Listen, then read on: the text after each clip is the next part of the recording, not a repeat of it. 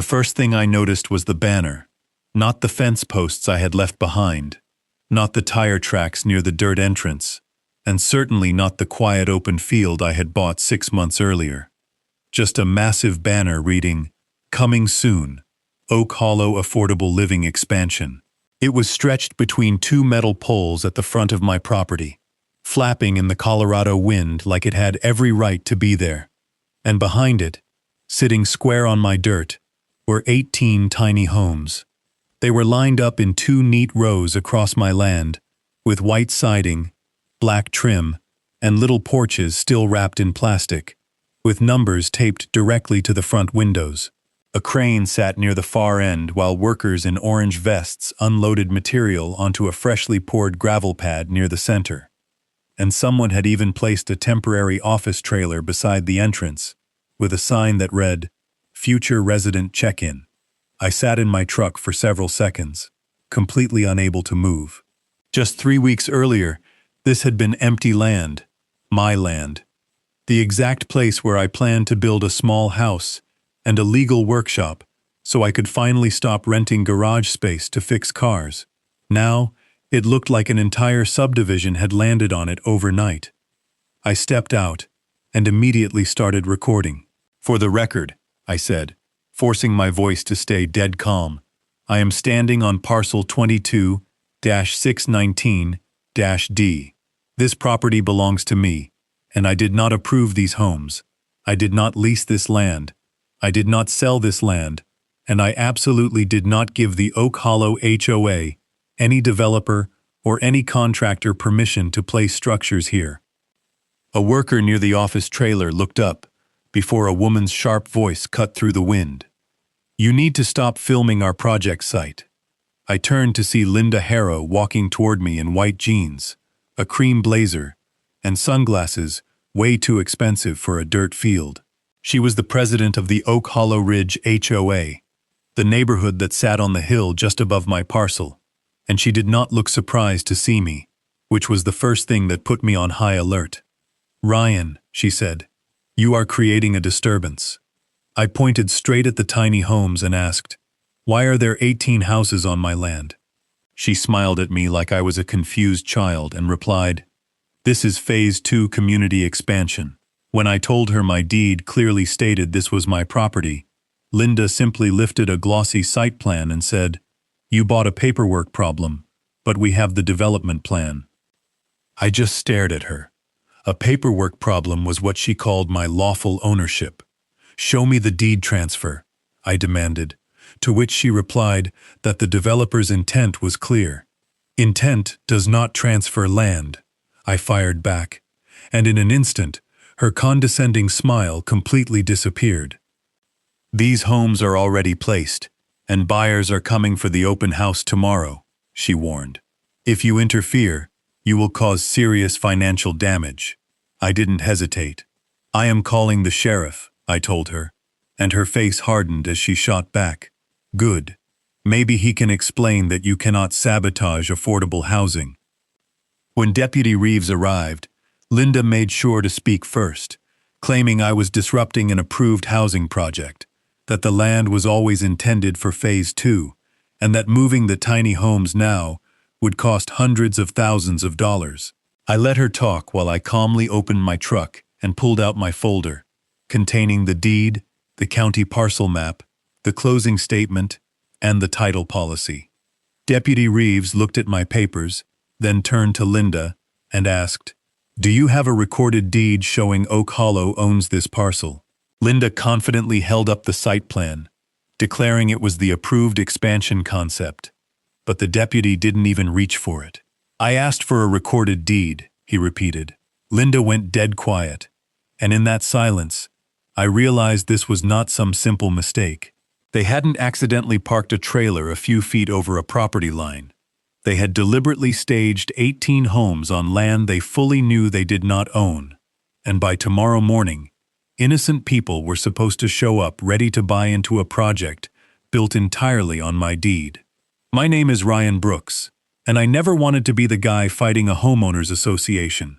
I was a mechanic, not a developer, not an investor, and certainly not someone looking for neighborhood drama. For years, I rented a small bay behind an old tire shop outside Fort Collins, where I fixed trucks, rebuilt engines, swapped transmissions, and did side jobs for people who couldn't afford massive dealership prices. It was honest work, but the rent on that garage kept climbing, and every year the owner promised it would only be a small increase. Yet every year, that so-called small increase felt significantly heavier. When my father got sick, I finally started thinking about buying land because he had always wanted a place where we could build a shop together. Nothing fancy, just a metal building, a lift, a workbench, and maybe a little house beside it. He passed away before we could make it happen, so the parcel near Oak Hollow Ridge was supposed to be my chance to finally finish that dream. It wasn't beautiful in a polished way, just a rough, open field near the edge of a growing community, with scrub grass, uneven dirt, a view of the foothills, and enough room for a small home and a workshop if I did everything legally and slowly. Before I closed the deal, I checked absolutely everything. Was it inside the Oak Hollow Ridge HOA? No. Was it subject to their restrictive covenants? No. Was there any recorded easement for community housing, utilities, access, or development staging? Zero. The land sat next to the HOA, but it was fundamentally separate. It had its own parcel number, its own tax record, its own legal description, and my name legally printed on the recorded deed. That distinction mattered deeply to me, because I didn't want to join a board, I didn't want architecture approvals, and I definitely didn't want someone telling me what color my workshop door had to be. I just wanted to build something small, clean, legal, and entirely mine. Linda Harrow contacted me about a month after I closed, and her initial email was polite, stating that Oak Hollow valued good relationships with adjacent property owners. But then she casually mentioned future expansion goals and asked if I would meet with the board and the developer. I firmly replied that I was not interested in selling or leasing my land, which prompted her to write back, claiming that my parcel had been included in older Phase 2 planning materials. I answered with exactly one sentence: "Please provide any recorded document showing Oak Hollow has rights to my property." She never did. Instead of providing proof, her tone drastically changed.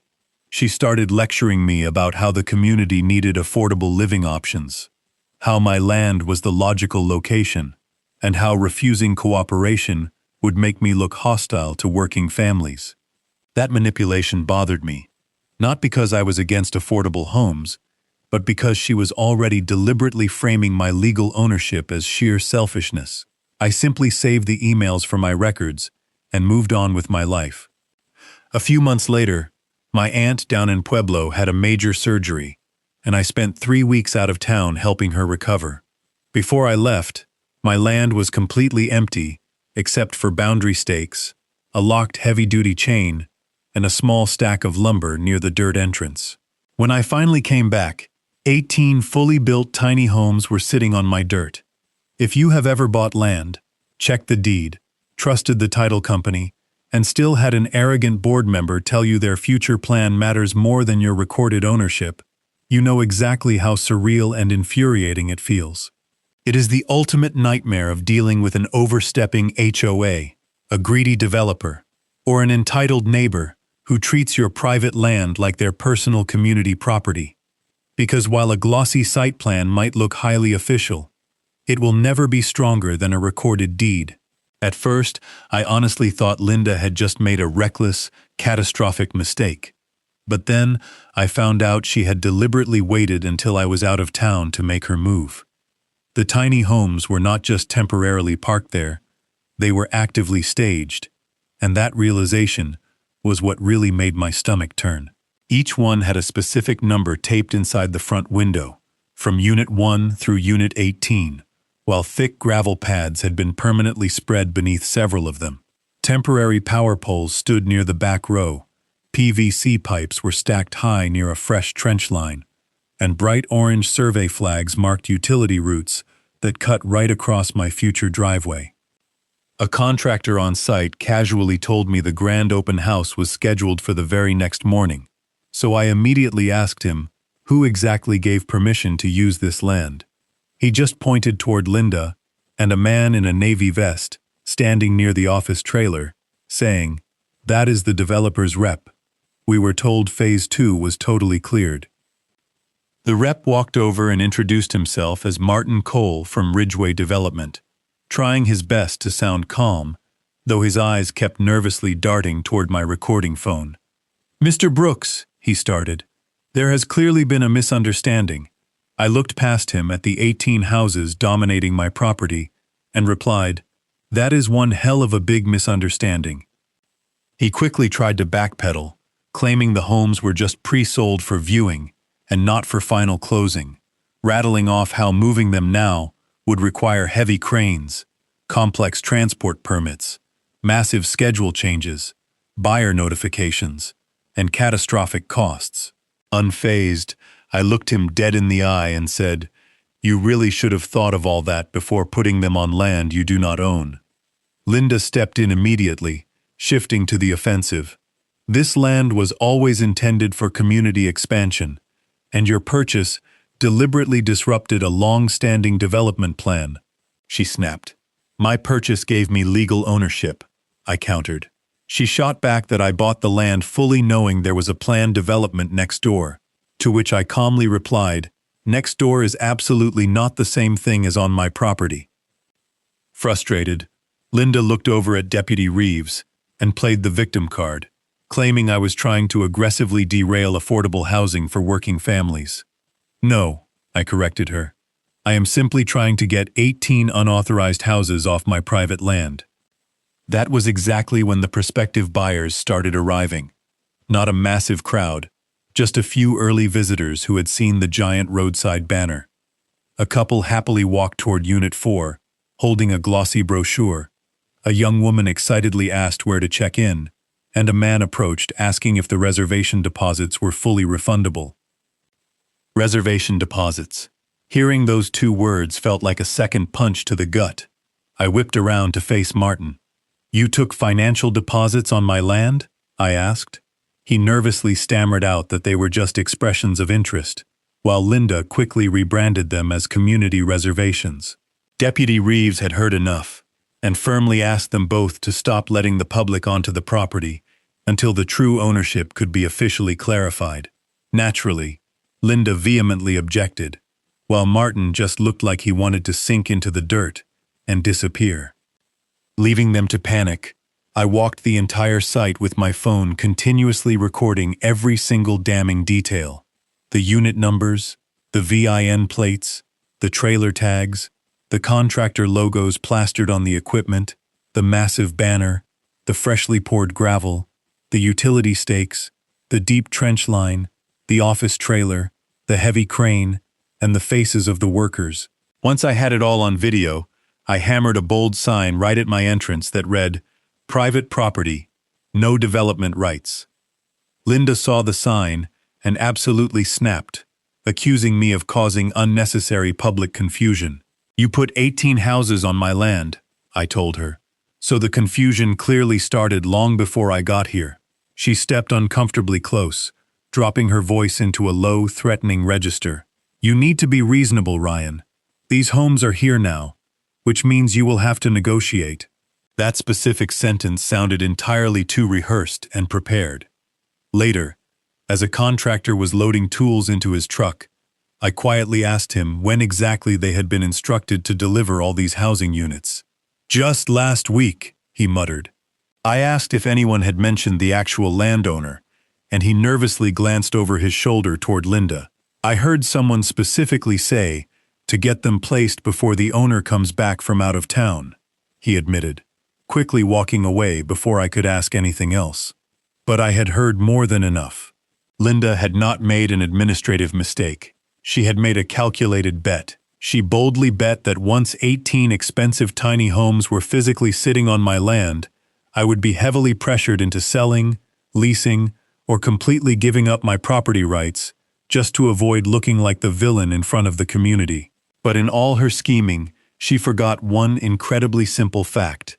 A real estate project does not magically become legal just because it is wildly expensive to undo.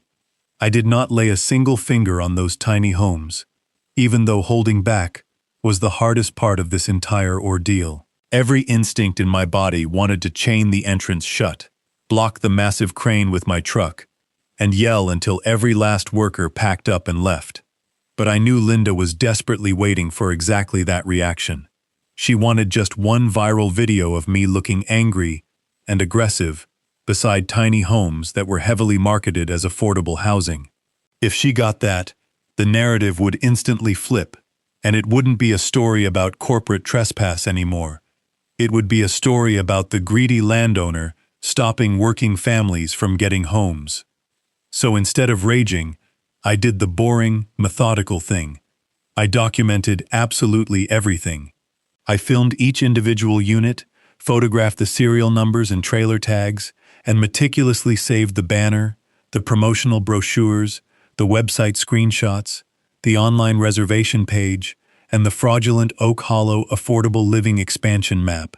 I recorded the illegal office trailer, the utility flags, the gravel pads, and the license plates of every worker vehicle on site. Then I made a call to a professional surveyor named Caleb Price, who arrived the very next morning carrying GPS equipment and wearing a dead serious expression. Linda came marching out the second he started placing property boundary markers, demanding to know what he was doing. Surveying the recorded parcel, Caleb answered flatly. When Linda tried to intimidate him by declaring it was an active development site, Caleb just looked at me, then looked at her, and calmly went right back to his equipment, saying, "Then somebody really should have checked the parcel first." By high noon, the undeniable truth was staked into the dirt with bright orange flags. All 18 tiny homes were squarely on my land, not just a few feet over the line, and not resting on some disputed boundary edge, but completely and entirely swallowed inside my parcel. The office trailer was on my land, the gravel pads were on my land, the utility flags were on my land, and their giant marketing banner was on my land. Caleb's official surveyor report confirmed that my parcel was strictly separate from Oak Hollow Ridge and completely excluded from any recorded Phase 2 common area, housing parcel, utility easement, or land dedication. With that in hand, my next stop was the county recorder's office, where I meticulously pulled the entire deed history, the subdivision plat, the easement records, the permit filings, and absolutely every single document tied to the Oak Hollow Phase 2 project. That deep dive was exactly where I uncovered the smoking gun, an old option agreement. Years earlier, Ridgeway Development had actually held an option to purchase my exact parcel for a possible future expansion, but they let the option expire without ever renewing it. No deed transfer ever occurred, no real estate closing ever happened, and no access easement was ever legally recorded. They once had the golden chance to buy the land outright, but they didn't, so I bought it instead. Armed with an ironclad paper trail, I hired a ruthless real estate attorney named Megan Shaw and immediately sent her my recorded deed, Caleb's boundary survey, the expired purchase option, all the HOA emails, the fraudulent site plan, the marketing brochure, the timestamps on the photos, the official sheriff's report, and the damning screenshots of the online reservation page. Megan called me later that exact evening, her voice sharp and focused. "Ryan, this is not just civil trespass," she told me. "They are actively advertising and aggressively collecting financial interest in a housing project located on land they definitively do not own." That one sentence escalated the entire situation, from a neighborhood dispute to a massive legal liability. Megan immediately fired off evidence preservation letters to the HOA, Ridgeway Development, the general contractor, the property management company, and the tiny home supplier. She legally demanded that they preserve all internal emails, vendor contracts, buyer communications, deposit financial records, survey maps, county permits, board meeting minutes, delivery transport orders, and absolutely any written reference to my parcel. The very first panicked response came directly from Ridgeway Development, who weakly claimed the homes were placed based on an approved Phase 2 concept plan, to which Megan bluntly replied, "Concept plans do not legally transfer title." And then came the rogue email that completely blew the case wide open. A terrified HOA board member, clearly afraid of being held personally liable, secretly forwarded an internal email chain to my attorney. In it, Martin from Ridgeway directly asked Linda whether my parcel had been legally acquired yet. Linda's written reply was staggering. "Not yet, but once the homes are physically staged on his dirt, he will have to negotiate." Not yet. Those two little words told the entire malicious story. They fully knew they did not own the land, yet they deliberately placed 18 homes on it anyway. And now they were about to learn the hard way that legal pressure swings in both directions. Megan's official demand letter went out the very next morning, brutally accusing the HOA and the developer of unauthorized entry, blatant trespass, improper staging of commercial structures, fraudulent representation of development rights, intentional interference with my property use, and the potential clouding of my title by falsely advertising my private parcel as part of their corporate expansion. She legally demanded that they immediately halt all construction activity, publicly cancel the grand open house, scrub all marketing materials tied to my land, produce any valid recorded deed or easement, submit a comprehensive removal plan, restore the property to its original state, fully reimburse my survey and legal costs, and pay heavy compensation for the unauthorized use of my real estate. Of course, Linda did not apologize. Instead, her attorney fired back a response, claiming that the project was part of a municipally approved Phase 2 concept, whining that the forced removal of 18 units would cause extreme and unnecessary financial hardship to the developer. Megan's reply was devastatingly simple. Financial hardship created by intentional trespass does not magically create legal ownership. Then, to completely crush their defense, she attached the recorded deed, the GPS survey, the expired purchase option, the county plat map, the official sheriff's report, the reservation deposit screenshots, and the ultimate kill shot, Linda's not yet email. That single forwarded email changed the trajectory of the entire battle. The county building inspector scheduled an emergency site review immediately. By then, the grand open house had already been heavily advertised across the county. Eager buyers were calling the sales office, confused workers were sitting around waiting for orders, and the heavy crane company was demanding clear instructions. Ridgeway Development was desperately scrambling to keep the multi-million-dollar project alive without publicly admitting the catastrophic crime they had just committed. The county inspector, a no-nonsense man named Daniel Ortiz, arrived on site and asked exactly one direct question: which recorded parcel is this specific project approved to be built on? Martin nervously tried to unroll the glossy concept plan, but Ortiz shut him down instantly, barking, "I asked for the legally recorded parcel, not a drawing." Without missing a beat, Megan stepped forward and handed the inspector my stamped deed and Caleb's certified boundary survey. The inspector slowly walked the site, closely examining the unit placements and comparing them against the official permit documents, before just shaking his head in absolute disbelief. The county permit explicitly allowed site prep and staging strictly on land legally controlled by the applicant.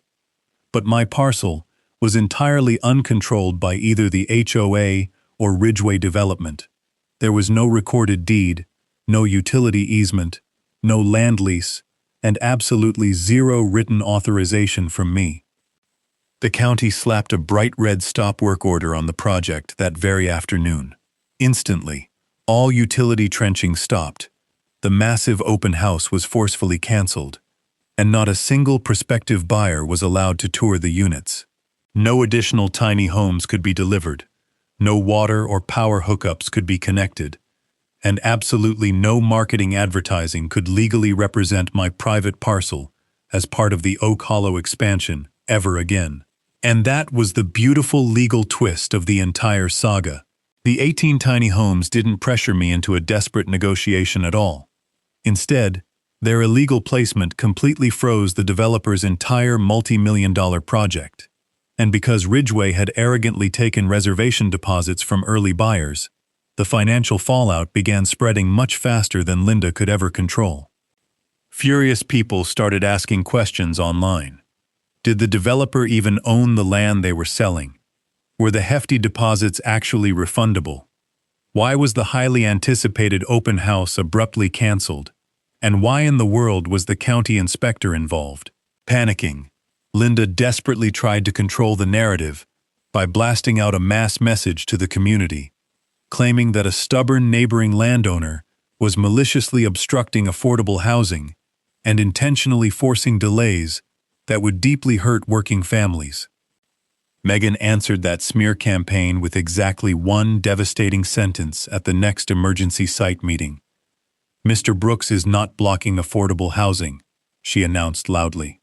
"He is simply refusing to blindly donate his private land after the HOA and the developer illegally dumped 18 homes on it without ownership."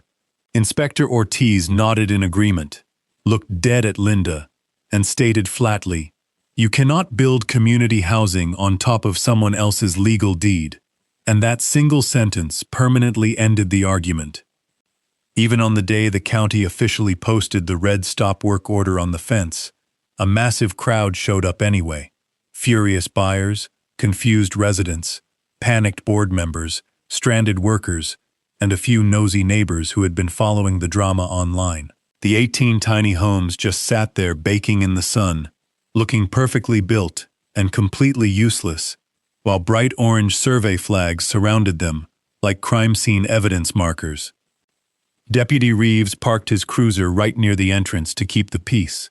Inspector Ortiz stood rigid with a clipboard, and Megan stood calmly beside me holding a thick legal folder.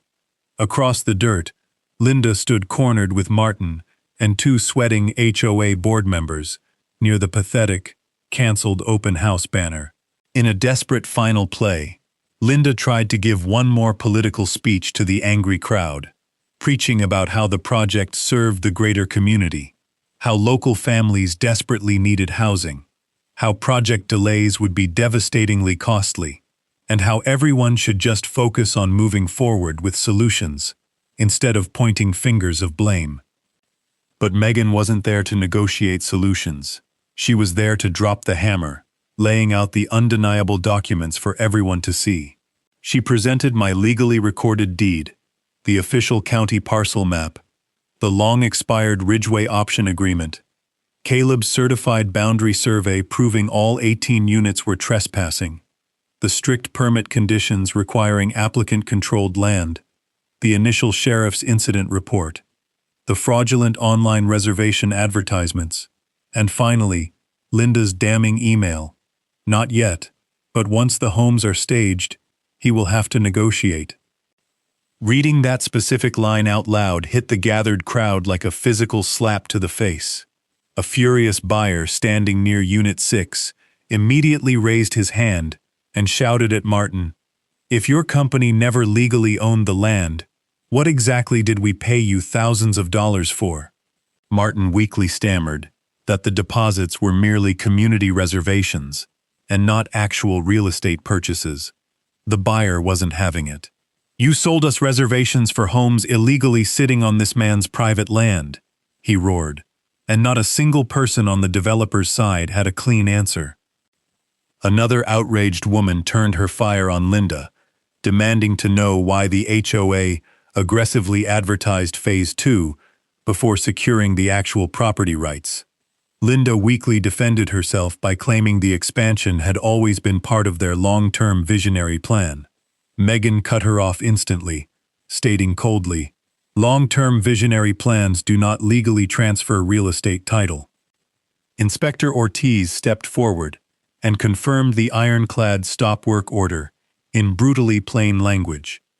The housing project absolutely could not continue on my parcel without a newly recorded deed, a recorded utility easement, a valid commercial lease, or my explicit written landowner authorization. Until one of those impossible things happened, every single unit had to remain entirely disconnected from the grid. The open house was permanently canceled, and the developer was legally required to submit a comprehensive removal and property correction plan directly to the county. Deputy Reeves then stepped up and added that absolutely no one was legally allowed to step foot beyond the marked property line without my direct permission, except for the strictly agreed-upon heavy removal and safety crews. And that was the exact moment Linda completely lost control of the situation. The neighborhood residents who had previously supported her started aggressively asking why HOA community funds were ever tied up in an illegal land grab. Furious buyers started screaming for immediate cash refunds. The heavy-duty contractor demanded to know who was going to pay for the massive cranes and emergency transport logistics, while the tiny home supplier threatened lawsuits over prolonged storage delays. Completely cornered, Linda desperately tried to blame me one last time, shouting that I could easily solve everyone's problems by simply selling them the land. I looked at her with pure ice and said, "I already solved my part of this. I bought the land legally." For the first time that day, the crowd actually laughed at her, not loudly, but more than enough to let her know she was finished. The power dynamic had completely shifted. The HOA had arrogantly arrived with glossy banners, eager buyers, 18 tiny homes, and a fabricated story about community expansion. I arrived with nothing but a legal deed, and the county chose the deed. The 18 tiny homes stayed dead on my land for exactly 12 more days. 12 exhausting days of high-priced lawyers, frantic insurance calls, furious refund-seeking buyers, bitter contractor disputes, relentless county inspections, and Linda desperately trying to spin my recorded deed into a neighborhood public relations problem. But legal documents do not care about public relations. The final binding agreement forced Ridgeway Development to physically remove all 18 units, rip up the massive gravel pads that I never wanted, pull every utility flag and temporary material off my dirt, professionally repair all the heavy machinery soil compaction, fully restore the natural drainage lines, and pay heavily for my surveyor costs, a massive chunk of my legal fees, and the unauthorized commercial use of my land. The grand open house never happened. Those early reservation deposits became an absolute financial disaster for Ridgeway Development. Some buyers demanded instant cash refunds, while others threatened formal fraud complaints. The county aggressively began reviewing their entire project advertising history and permit applications. The tiny home supplier slapped them with brutal delay fees. The general contractor blamed Ridgeway blamed the HOA, and the HOA fiercely blamed Linda. Naturally, Linda did exactly what entitled people like her always do when the paper trail becomes too clear to deny. She tried to play the victim and call it all a massive misunderstanding. But her not yet email made that defense completely impossible. She fully knew they didn't own the parcel. She fully knew I had never agreed to any of it. And she fully knew that placing the homes first was a calculated tactic to illegally pressure me. And she did it anyway. At the very next HOA board meeting, furious residents demanded real answers. Why had the board recklessly supported a $1 million expansion on land it didn't legally own? Why were innocent buyers shown a glossy site plan that was never recorded with the county? And why on earth did the HOA president put it in writing that the developer should illegally stage the homes just to force a private landowner into negotiations? Facing a brutal and humiliating recall vote, Linda abruptly resigned before they could officially remove her. Her pathetic resignation letter claimed she had only ever tried to boldly support affordable living and champion long-term community growth. Maybe that sounded noble to some of her remaining friends, but community growth that begins by maliciously trespassing on someone else's private land isn't community building at all. It is just plain theft. Ridgeway permanently lost its highly lucrative preferred developer contract with Oak Hollow. The HOA was legally forced to destroy every single map and brochure showing my parcel as the Phase 2 expansion zone. The property management company even issued a strict new mandatory rule. Absolutely no project, banner, sale, reservation, utility prep, or equipment staging could ever touch a piece of land unless legally recorded ownership or explicit written authorization was rigorously verified first. That really should have been incredibly obvious from day one, but sometimes the most obvious rules are only written down after someone incredibly arrogant makes a wildly expensive mistake. As for me, I absolutely did not sell. Not after their panicked first offer, not after their desperate second offer, and certainly not after Linda's slimy attorney tried to argue that my cooperation could financially benefit everyone. Everyone, of course, except the guy who actually owned the land.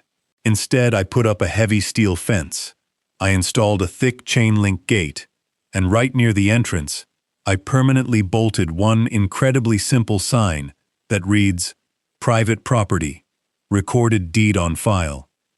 A few months later, with the land finally cleared, I officially submitted my county permit to build my workshop. It's going to be nothing huge and nothing fancy. Just a perfectly legal metal building with enough space for a hydraulic lift, my tools, heavy parts shelves, and exactly the kind of peaceful quiet my father always wanted us to have. The first evening after the massive cleanup crews finally left my property, I stood exactly where Unit 9 had been illegally sitting and just watched the sun drop behind the foothills. There were no more flashy banners, no more confused buyers, no more temporary sales office, and no more tiny homes aggressively lined up like they belonged there. It was just my quiet land again. I thought about how terrifyingly close they had actually come to stealing it. If I had panicked, if I had physically touched the homes, if I had lost my temper and yelled at the buyers, or if I had waited just a few days too long to legally object, Linda might have successfully twisted the entire story against me. She almost did, using manipulative buzzwords like affordable housing, community growth, future expansion, and paperwork problems. But none of those words could ever change the ink on a recorded deed. A glossy site plan is not legal ownership. A cash reservation deposit is not a valid land transfer. An expired development option is definitely not a finalized sale. And someone else's arrogant future plan absolutely does not erase the legal rights of the person who owns the property today. I didn't win this war because I had more money or power than the HOA or the massive developer. I definitely didn't. I won because I stayed dead calm and meticulously recorded absolutely everything. I hired a certified surveyor. I relentlessly checked the county records. I dug up their expired option. I securely saved all their damning emails. I immediately opened a title claim, and I let the county authorities see the brutal difference between a developer's fantasy concept plan and an ironclad legal deed. So, if you ever find yourself dealing with empty land, entitled developers, rogue tiny homes, or an aggressive HOA looking for a forced expansion, remember the absolute power of surveys and county records. If anyone ever tries to tell you that your private land is just part of their future plan, do not argue with them. Just remember that future plans do not own land. Legally recorded deeds do. And sometimes, knowing exactly how to use that one single piece of paper is all it takes to instantly freeze a multi-million-dollar project in its tracks.